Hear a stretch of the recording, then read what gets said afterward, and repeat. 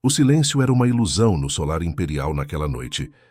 Era o dia 15 de maio, e os salões dourados da antiga mansão no centro histórico do Rio de Janeiro, uma edificação do século XIX, vibravam com a opulência do tradicional baile de gala da primavera. Os gigantescos lustres de cristal refletiam luz sobre os pisos de mármore português, enquanto uma orquestra de câmara entoava valsas clássicas que ressoavam entre as colunas. Gustavo Alencastro, de 35 anos, herdeiro do império financeiro Alencastro Capital, avaliado em 3 bilhões de reais, movia-se entre os convidados com a distância polida que o havia tornado famoso nos círculos da alta finança. Seu smoking de alfaiataria e as abotoaduras de platina, símbolos de sua linhagem, o distinguiam até mesmo entre os magnatas presentes. Mas era o seu olhar, cinzento e sob controle, e seu sorriso que jamais alcançava os olhos, o que mantinha todos a uma distância respeitosa. A noite se desenrolava como sempre. Uma procissão de herdeiras, modelos e filhas de industriais se aproximava de Gustavo, todas na esperança de conquistar uma dança e, por extensão, um lugar em seu patrimônio. Estava Juliana Bittencourt, cujo vestido custava o valor de um carro de luxo. Havia a top model Renata Mendes, exibindo joias avaliadas em R$500 mil, e a senhora de Castro, cuja estudada cortesia escondia cálculos milimétricos sobre alianças financeiras. Uma após a outra, Gustavo as rejeitou a todas com a mesma cortesia fria. Não era por arrogância, mas pela barreira intransponível que ele havia erguido em torno do seu coração após a tragédia de sua juventude. 20 anos atrás, ele havia perdido seu primeiro e único amor, Sofia, a filha da governanta de sua família, em um acidente que ainda o assombrava todas as noites. Sofia havia sido a única mulher a amá-lo pelo que ele realmente era, e não pelo que ele possuía. Eles cresceram juntos no solar, unidos por um amor autêntico que desafiava todas as convenções sociais da família Alencastro. Na noite do acidente, Sofia corria em direção ao solar para a festa de seu 18º aniversário, quando foi atropelada em frente aos portões. Gustavo a encontrou agonizando em seus braços, e as últimas palavras de Sofia foram uma promessa envolta em profecia. Algum dia você encontrará alguém que te amará como eu, mas terá que saber reconhecer o amor verdadeiro, mesmo que ele chegue vestido de forma diferente do que você espera. Desde aquela noite, Gustavo não havia voltado a dançar com mulher alguma. Enquanto a orquestra atacava a enésima valsa e os casais se deslizavam pela pista de mármore, Gustavo se refugiou em sua posição habitual, apoiado na balaustrada da varanda que dava para os jardins iluminados. O que ninguém sabia era que todas as noites, após estes eventos sociais, Gustavo dirigia-se ao cemitério São João Batista para levar orquídeas brancas ao túmulo de Sofia. Era seu ritual de expiação, mas naquela noite, o destino tinha preparado uma surpresa que mudaria tudo.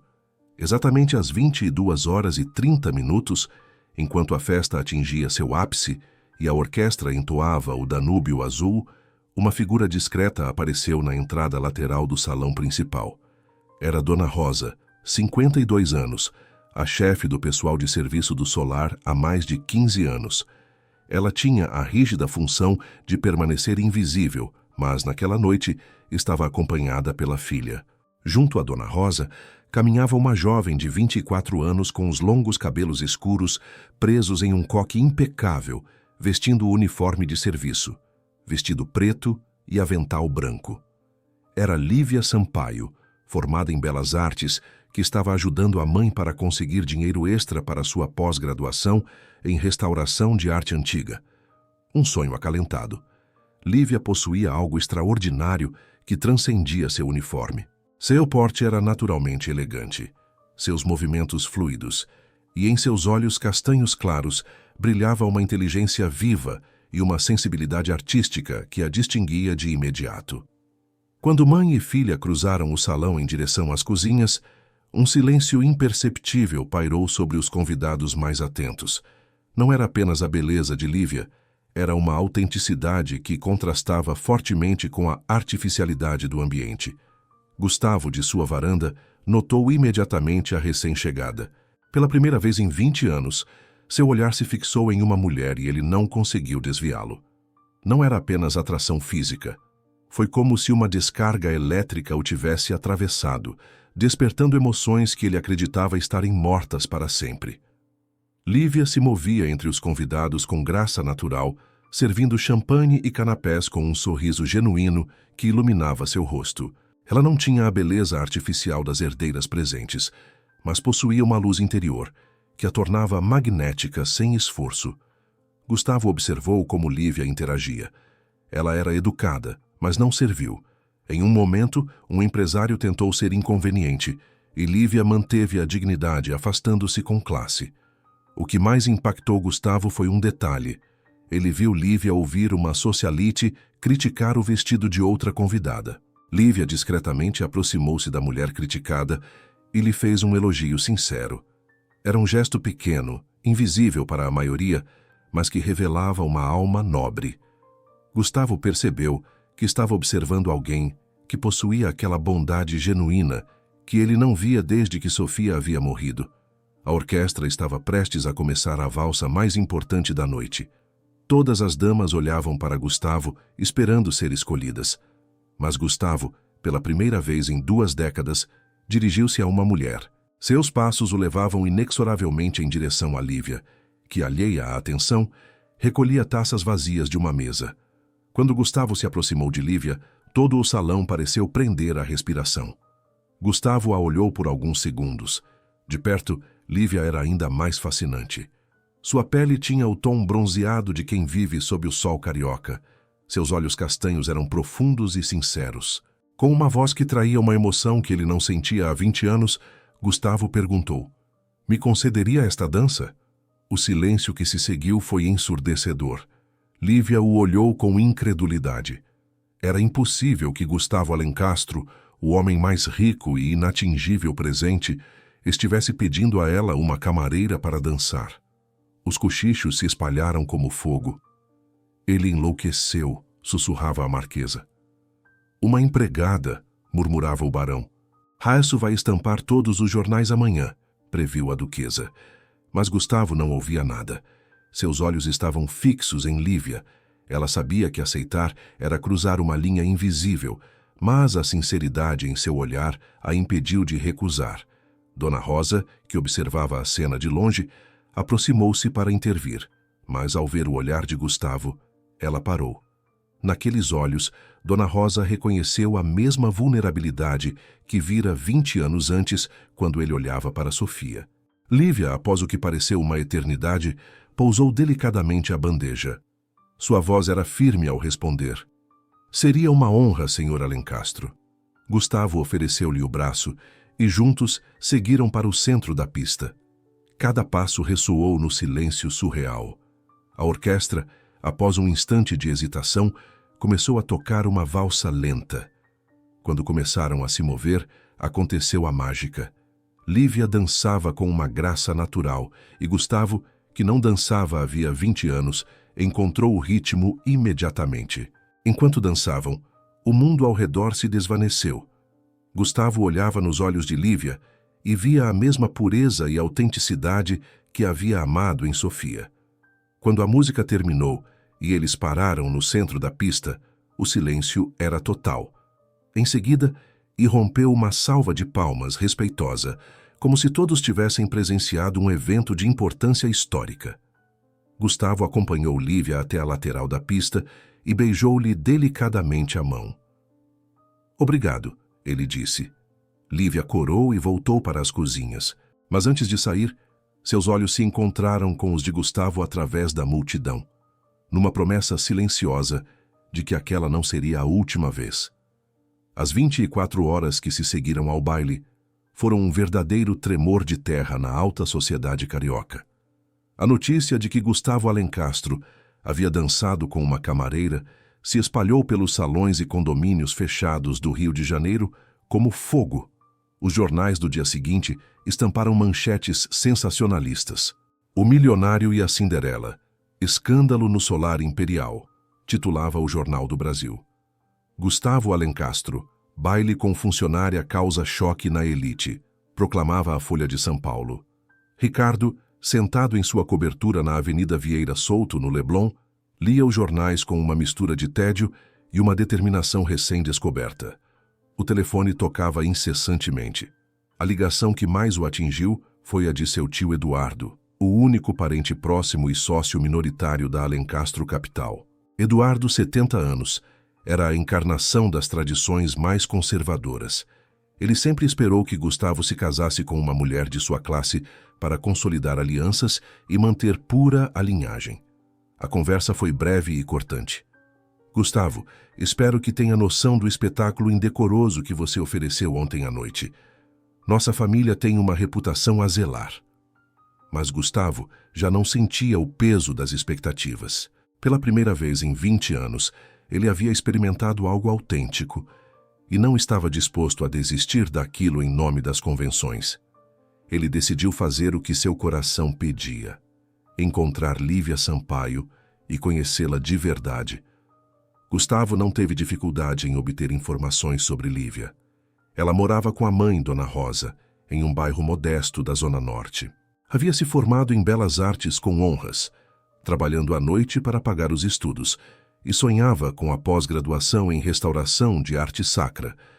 Era uma garota de valores sólidos, criada por uma mãe solteira que havia sacrificado tudo para garantir sua educação. Gustavo decidiu ir à casa dela sem aviso. Quando tocou a campainha do pequeno apartamento, foi Dona Rosa quem abriu a porta. Ela o reconheceu de imediato e sua expressão se tornou de cautelosa preocupação. Senhor Alencastro, se o senhor veio por problemas relacionados à noite de ontem... Eu vim porque eu gostaria de conhecer melhor a sua filha, interrompeu Gustavo com uma sinceridade desarmante. Não por curiosidade ou capricho, mas porque ontem à noite eu senti algo que não sentia há muito tempo. Dona Rosa o olhou nos olhos e viu a mesma vulnerabilidade que havia notado no baile. Em Gustavo ela via dor, solidão, mas também uma sinceridade que a tranquilizou. Lívia apareceu por trás da mãe, vestida com jeans simples e uma camiseta branca, o cabelo solto sobre os ombros. Sem a maquiagem e o uniforme, ela era ainda mais bonita, com aquela beleza natural que dispensa adornos. Eu li os jornais, disse Lívia com voz firme. Sinto muito se a nossa dança lhe causou problemas. Gustavo sorriu pela primeira vez em 20 anos, com genuína felicidade. Os únicos problemas que você me causou são os que derivam de não conseguir parar de pensar em você. A conversa que se seguiu durou 3 horas. Gustavo e Lívia falaram de arte, de sonhos, de vida. Ele descobriu que ela pintava nas horas vagas, amava música clássica brasileira e sonhava em restaurar os painéis da Igreja da Candelária. Lívia descobriu que Gustavo, por trás da fachada do empresário impenetrável, era um homem culto, sensível, que conhecia a história da arte melhor que muitos professores universitários. Quando Gustavo se despediu, ambos sabiam que algo profundo havia nascido entre eles, mas também que o mundo inteiro remaria contra a história de amor. Nos dias seguintes, Gustavo e Lívia começaram a se encontrar regularmente, sempre longe dos holofotes e dos lugares frequentados pela alta sociedade. Encontravam-se em pequenos cafés da Lapa, passeavam pelo Parque Lage, visitavam museus em horários de menor movimento. Cada encontro consolidava o que ambos haviam intuído. Eles eram feitos um para o outro. Gustavo redescobria, através dos olhos de Lívia, a beleza das coisas simples, o prazer de uma conversa autêntica, a alegria de compartilhar paixões intelectuais sem segundas intenções. Lívia via em Gustavo não um milionário inalcançável, mas um homem ferido que precisava redescobrir a capacidade de amar e ser amado. A relação, no entanto, enfrentou pressões crescentes. A alta sociedade carioca desencadeou uma campanha sutil, mas implacável contra Lívia. Nos salões, circulavam fofocas venenosas. Ela era uma caçadora de fortunas, havia planejado tudo. As pressões econômicas foram ainda mais diretas. Dona Rosa foi dispensada da limpeza da casa de alguns clientes históricos, oficialmente por redimensionamento de pessoal, mas, na verdade, porque as famílias não queriam ser associadas à mãe da mulher que estava arruinando Gustavo Alencastro. Lívia teve sua candidatura à pós-graduação negada, sem explicações oficiais. com a clara sensação de que seu nome havia se tornado incômodo. Gustavo percebeu o que estava acontecendo e sua reação foi imediata e decisiva. Ele usou sua influência para proteger Lívia e sua mãe, mas, acima de tudo, tomou uma decisão que chocou o mundo financeiro brasileiro. Anunciou publicamente seu relacionamento com Lívia através de uma entrevista exclusiva ao Jornal do Brasil. A entrevista foi uma obra-prima de sinceridade e dignidade. Gustavo contou sua solidão de 20 anos, a incapacidade de encontrar amor autêntico e como Lívia lhe havia devolvido a capacidade de experimentar emoções genuínas. Ele não pediu desculpas por suas escolhas. O amor verdadeiro não conhece classe social, disse na entrevista. Lívia me ensinou que a riqueza do coração vale mais que qualquer patrimônio financeiro. A reação foi explosiva. A metade da alta sociedade o condenou. A outra metade o admirou. O público em geral, no entanto, transformou Gustavo e Lívia em símbolos de um amor que transcende as barreiras.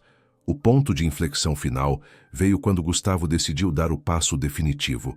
6 meses depois daquela fatídica noite de baile, ele organizou o que se tornaria o evento social mais comentado do ano. Um segundo baile beneficente no Solar Imperial, com um objetivo preciso que manteve em segredo até o último momento. O convite para o segundo baile beneficente, 6 meses após o primeiro escândalo, foi estendido a todas as personalidades mais influentes do Brasil, empresários, políticos, artistas, intelectuais. Mas desta vez, junto aos nomes da elite econômica, apareceram também os de pessoas comuns que haviam se distinguido por méritos sociais, artísticos ou culturais. Gustavo queria que o mundo visse que o valor de uma pessoa não se media pela conta bancária. Na noite do baile, o Solar Imperial estava ainda mais esplêndido do que o habitual. Os jardins estavam iluminados por milhares de lâmpadas que criavam uma atmosfera de conto de fadas. A orquestra havia sido substituída por um conjunto de músicos de fama internacional, e cada detalhe era perfeição. Gustavo chegou sozinho, elegantíssimo em seu smoking, mas com uma expressão serena e decidida. Os convidados o observavam com curiosidade, perguntando-se o que ele tinha em mente e se Lívia apareceria. A resposta chegou às 22 horas em ponto, quando as portas do salão principal se abriram e Lívia fez sua entrada. Mas desta vez, ela não usava o uniforme de camareira. Vestia um deslumbrante vestido de veludo azul marinho, desenhado especialmente para ela por um estilista emergente, que realçava sua beleza natural, sem ostentação. Seu cabelo estava preso em um coque elegante, adornado com uma tiara de diamantes, que havia pertencido à atriz-avó de Gustavo. O silêncio que caiu sobre o salão foi diferente do de 6 meses antes. Já não era choque ou escândalo, mas admiração genuína. Lívia movia-se com a graça de uma princesa, mas com a simplicidade de quem nunca havia esquecido suas origens. Gustavo foi ao seu encontro no meio do salão e lhe ofereceu o braço.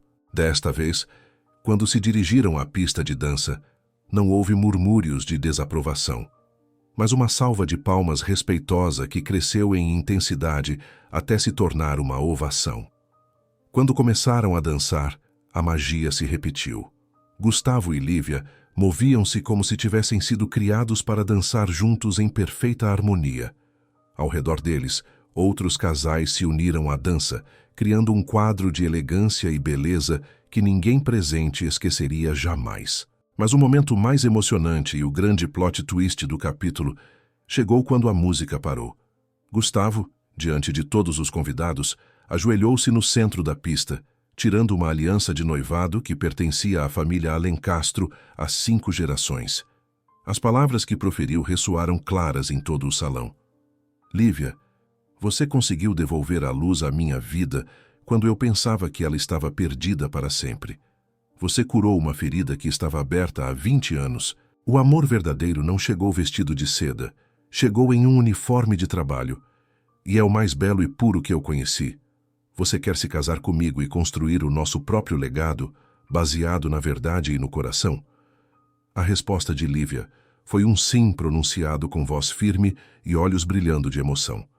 O aplauso que irrompeu foi estrondoso e genuíno. Até os mais céticos se renderam diante da força de um amor tão autêntico. O casamento foi celebrado 3 meses depois na capela do Solar Imperial, com uma cerimônia que misturava a tradição aristocrática com a simplicidade genuína. Lívia usou o vestido de noiva que pertencera à mãe de Gustavo, enriquecido com detalhes que refletiam sua personalidade artística.